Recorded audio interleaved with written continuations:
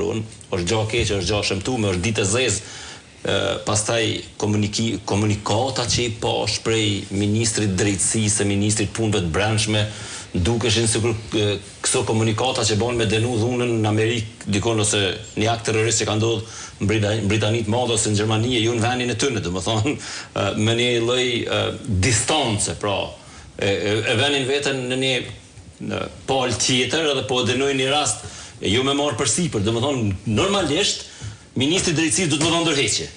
Minimumi, domethënë, do duhet më dhënë ndërheqje pa e marrë ende detyrën, patjetër, sepse nuk e arrit me mbrojt ose ministri. Edhe në shenjë sensibilizimi për ministrin Rama marr masa. Absolutisht, domethënë, tregon solidaritet me gjyqtarët. Përgjegjësi direkte. Po duhet më dhënë ndërheqje për shkak që ki përgjegjësi morale. Ndërheqja është akt moral. Është akt moral, domethënë se ti nuk dënohesh për atë gjë, po ti më të vroni gjyqtar.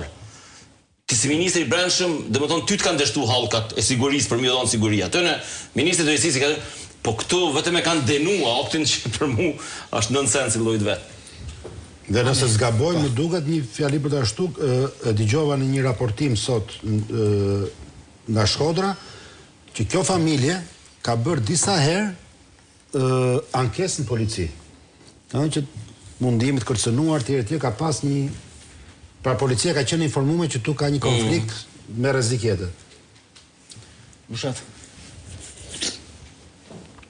Tani unë nuk jam shumë dakord as me qasjen e Beratit, as me të Mandit që dun, do me thënë, ta shohin si një çështje disit politizuar. Fatkeqësisht është më shumë se e politizuar. Pse, për çfarë gjë? E zëm se do jepte dorëheqjen ministri i drejtësisë. Do zgjidhni gjë? Patjetër që zgjidhni. Patjetër. Sigurisht. Ja pse them unë që nuk zgjidh gjë. Në kuptimin që ne kemi 10 vjet këtu, paktën që nga 2016-a, që flasim, ore, kjo reforma në drejtësi amerikano-europiane, ishte histori suksesi, apo ishte një dështim lapidar? Në qoftë se reformat gjithmonë janë proces, po në qoftë se do kishte një datë gur themeli, që do e quanim të vdekur reformën në drejtësi, është pikrisht kjo. Dita kur një gjyqtar vritet duke lexuar vendimin. Dhe pse e them këtë? Pra ti thua reforma në drejtësi solli dhe gjyqësi. Zvarritja më që thash shumë se s'ke besimi njerëz. Sepse dëgjoj, po të pyesësh dhe teoricienët e drejtësisë, edhe demokracia dhe shteti të drejtës, që i shfryn tensionet ke drejtësia, mbështeten vetëm mbi një themel, ke besimi publikut ke drejtësia. Tani ai njeriu që ka marr armën, unë nuk e di. Ai ndoshta vendimi që do jepej kundër apo ti mund të ishte më i drejtë i mundshmi. Por në kokën e çdo qytetari shqiptar është ajo gjë, ore, ky gjyqtari ka marr lek nga pala tjetër. Ore, ky gjyqtar ma ka me hile. Sepse në këto 10 vjet ne nuk kemi s'kemi arritur as të krijojmë as iluzionin që, ore, të besimit të publikut ke drejtësia.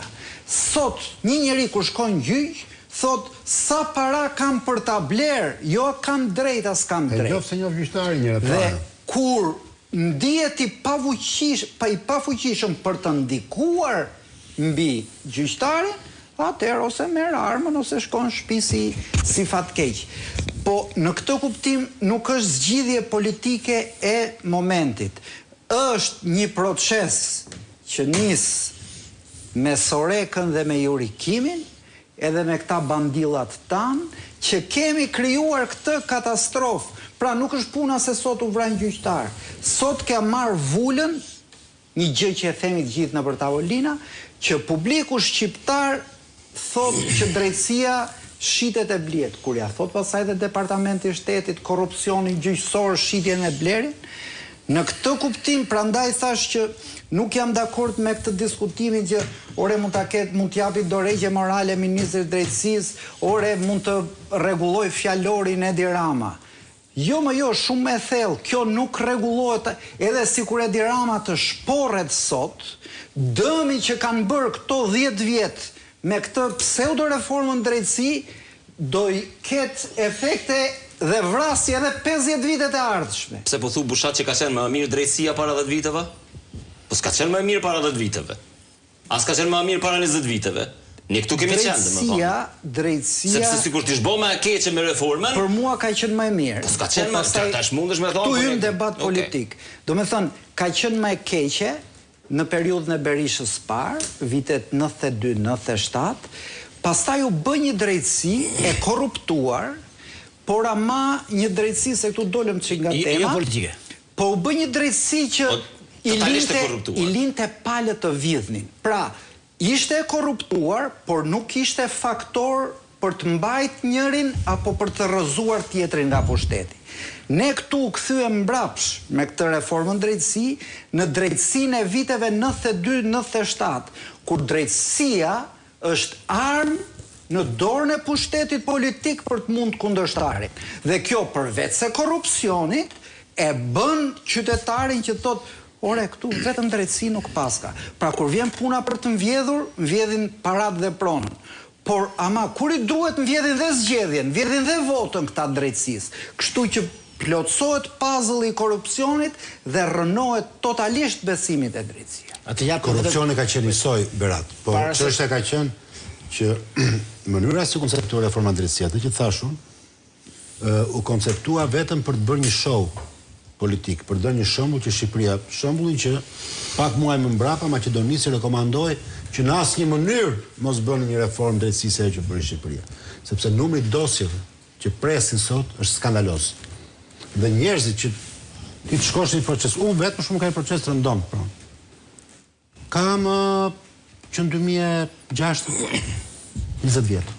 Një ndrojt të gjyqtar, një tjetër, që nuk është jetike, po një që e ka jetikë. Që prandaj them që kjo reformë polli dhe këtë. Kurse ajo që tha Bushalli për ministrin e drejtësisë, ajo sigurisht nuk rregullon gjendjen. Jo, ajo është. Ajo sigurisht nuk ka rregullon gjendjen.